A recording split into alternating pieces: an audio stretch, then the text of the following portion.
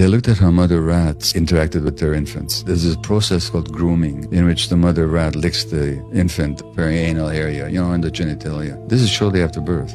These mother rats just start licking their infants. Some mother rats did it in a more efficient and caring kind of way than other mother rats. Those that had the better kind of caring, the better kind of grooming, grew to be calmer and responded to stress in more functional ways.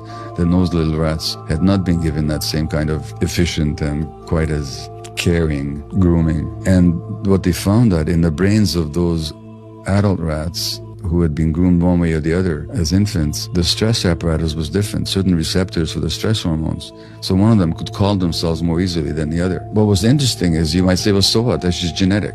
The calmer mothers passed on their genes to their infants. No, they didn't. Because if you took the infants of mothers who groomed beautifully and put them with mothers who didn't, and conversely, you took the infant rats of mothers who didn't groom so well, but you put them with mothers who did, it changed the brain for the adult. It changed the brain? It changed the genetic functioning, not the genes. Okay.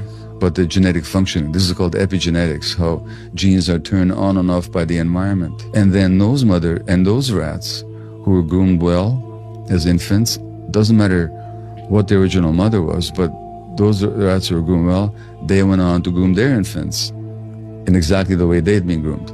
So this is how we pass on our parenting stuff from one generation to the next, both behaviorally, but also through the turning on or off of certain genes. So in essence, how nurturing our parents were has a big impact on our own ability to handle stress positively or negatively.